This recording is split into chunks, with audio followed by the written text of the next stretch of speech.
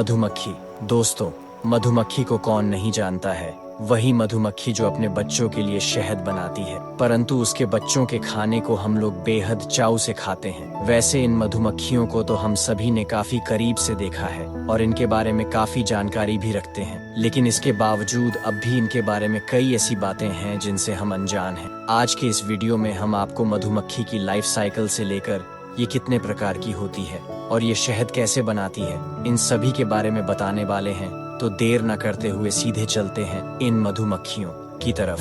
दोस्तों, आम तौर पर अगर हम किसी से पूछें कि मधुमक्खी कितने प्रकार की होती है, तो शायद उनका जवाब होगा 1 या 2।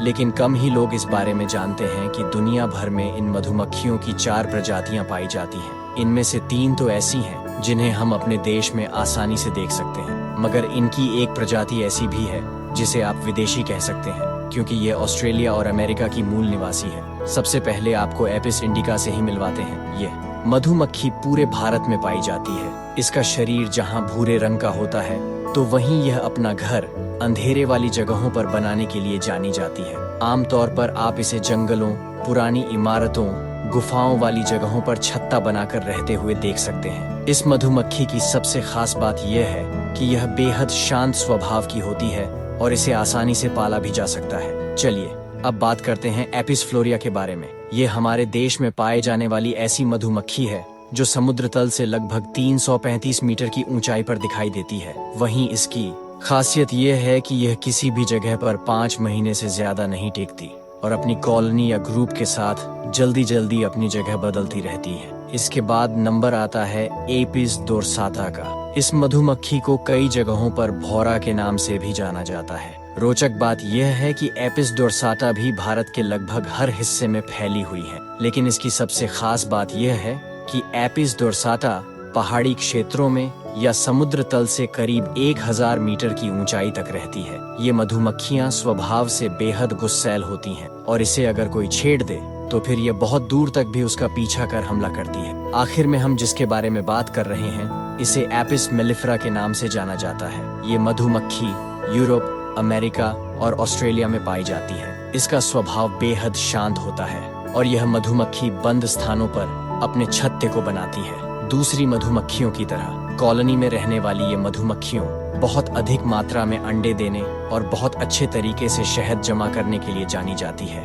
दोस्तों, ये तो हमने जान लिया कि मधुमक्खियाँ कितनी तरह की होती हैं, तो अब वक्त है इनके परिवार को करीब से जानने का। इस तरफ बढ़ते हुए सबसे पहला सवाल आता है कि इन मधुमक्खियों के परिवार में कौन कौन होता है और यह कैसे काम करते हैं। आपको बता दें कि मधुमक्खियों की कॉलोनी में मुख्य रूप से 3 तरह के सदस्य होते हैं। यह सभी सदस्य अपना काम आपस में मिलजुल कर पूरा करते हैं। आपको शायद जानकर आश्चर्य हो, लेकिन इनमें से हर किसी का अपना एक फिक्स काम होता है जिसे ये अपनी कॉलोनी के लिए ईमानदारी और मेहनत से करते हैं। इसके अलावा परिवार का हर सदस्य एक दूसरे पर डिपेंड होता है। ऐसे में अगर कोई एक सदस्य काम करने के लिए मौजूद नहीं होता तो फिर पूरी कॉलोनी का काम ठीक से नहीं हो पाता।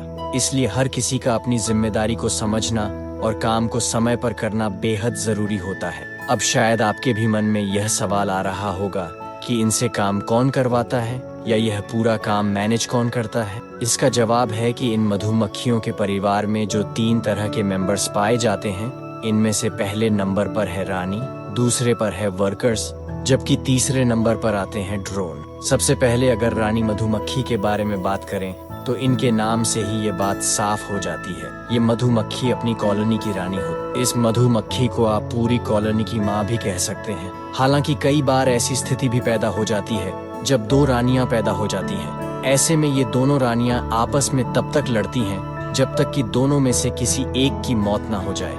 इसी एक के मरने के बाद यहाँ फिर से एक ही रानी रह जाती है। रानी अपने छत्ते के दूसरे सभी सदस्यों के मुकाबले सुंदर, चमकदार और अपने लंबे पेट के कारण आसानी से पहचानी जाती है। इसके अलावा इसके खास बात यह भी है, यह रानी मधुमक्खी की अपना भोजन खुद नहीं कर सकती, बल्कि इसे वर्कर्स मधुमक्खी भोजन कराती है। यही नहीं, रानी का भोजन भी बेहद स्पेशल होता है जिसे रॉयल जेली कहा जाता है। इसे बनाने का काम वर्कर्स मधुमक्खियां करती हैं, लेकिन केवल 12 से 17 दिन की उम्र वाली मधुमक्खियों से ही ये रॉयल जेली बनती है। इससे अधिक उम्र के मधुमक्खियां से ये जेली बहुत कम निकल पाती। अब बात करते हैं वर्कर्स मधुमक्खी की। आमतौर पर ये मादा मधुमक्खियां होती है, लेकिन इनमें प्रजनन तंत्र नहीं होते हैं। इसके पेट और शरीर के अंतिम सिरे पर डंक होता है, जिसे यह कॉलोनी के बचाव के लिए प्रयोग में लाती है। इसके बाद नंबर है ड्रोन का।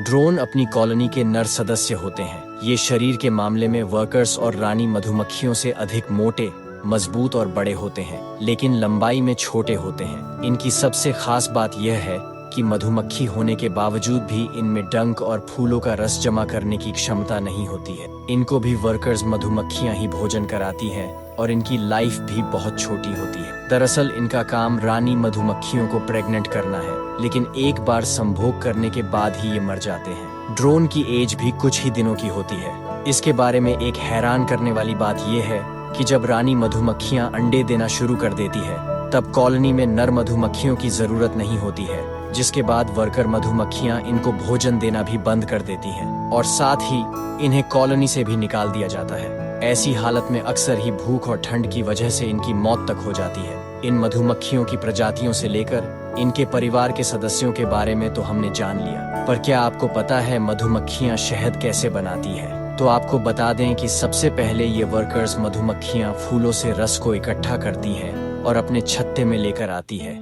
इसके बाद ये अपने मुंह से दूसरी वर्कर्स को दे देती है। अब ये वर्कर रस को अपने मुंह से चबाती है ताकि यह इनके शरीर में मौजूद एंजाइम से मिलकर सुक्रोज, ग्लूकोज और फ्रुक्टोज में टूट जाए। इसके बाद ये मधुमक्खियां इसे छत्ते में डाल देती हैं। अब यहाँ से पानी भाप बनकर उड़ जाता है और बाकी का रस शहद बनने लगता है। एक बार शहद तैयार होने के बाद छत्ते की दूसरी मधुमक्खियां मोम से इन छत्ते को बंद कर देती हैं ताकि उनका शहद सुरक्षित रहे। हमने मधुमक्खी के बारे में बहुत कुछ जान लिया है, पर ये काफी नहीं। अब हम जानते हैं इनके जीवन चक्र यानी लाइफ साइकिल के बारे में। कई बातें ऐसी हैं जिन्हें जानना जरूरी है।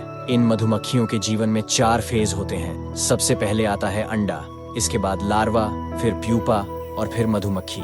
दरअसल रानी मधुमक्खी 2 तरह के अंडे देती है। इनमें से एक होता है फर्टिलाइज। इस तरह के अंडे से रानी मधुमक्खी और मादा वर्कर्स मधुमक्खी का जन्म होता है, जबकि दूसरा है अनफर्टिलाइज्ड और इस तरह के अंडे से नर मधुमक्खी यानी ड्रोन का जन्म होता है। लेकिन इन अंडों के साथ आगे बढ़ने की भी एक दिलचस्प प्रोसेस है। सबसे पहले तो रानी मधुमक्खी के अंडे जब 3 दिन के हो जाते हैं तो लार्वा में बदल जाते हैं। इस दौरान वर्कर्स का काम शुरू होता है और यह इन्हें जेली खिलाना शुरू करती, जिसे इनकी ग्रोथ तेजी से शुरू हो जाती। यह जेली बिल्कुल उसी तरह से बनाई जाती है जिस तरह से शहद का निर्माण होता है। अंतर है तो केवल कुछ फूलों के रस का।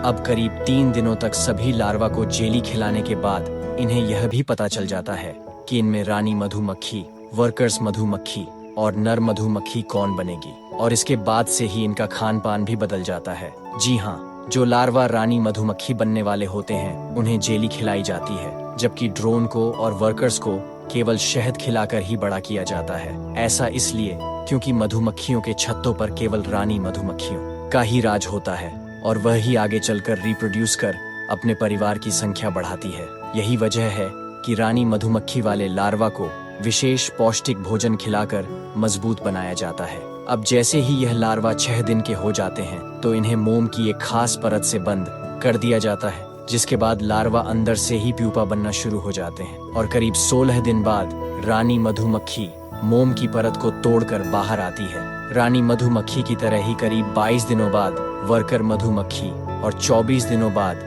ड्रोन का भी जन्म हो जाता है। और दोस्तों, ये तो हम सभी जानते हैं कि मधुमक्खी के छत्ते पर हाथ डालने वाले का क्या अंजाम होता है। शायद आपको ये बात थोड़ी अजीब लगे, लेकिन ये मधुमक्खियां हम इंसानों की चैन भी ले सकती है, क्योंकि इनके डंक में जहर होता है जिसे पूरे शरीर में इन्फेक्शन हो जाता है। हालांकि हर किसी में इसके अलग अलग लक्षण नजर आते हैं। कुछ इंसानों को तेज दर्द होता है तो कुछ में सिर्फ हमला किए हुए जगह पर सूजन आ जाती है। मधुमक्खी जहां काटती है थोड़ी देर में वो जगह भी लाल पड़ जाती। इसलिए हमारा तो आपसे यही कहना है कि इन मधुमक्खियों से थोड़ी दूरी बनाकर रहे, वरना कब लेने के देने पड़ जाए कुछ कहा नहीं जा सकता। खैर, आपको मधुमक्खियों के बारे में यह जानकारी कैसी लगी, आप हमें कमेंट करके जरूर बताइए। अगर आपको यह वीडियो इंटरेस्टिंग लगा तो इस वीडियो को लाइक और सब्सक्राइब जरूर करें। इसके अलावा बेल आइकॉन दबाना भी ना भूलें। ताकि हमारे आने वाले नए वीडियोस का नोटिफिकेशन सबसे पहले आपको मिल सके।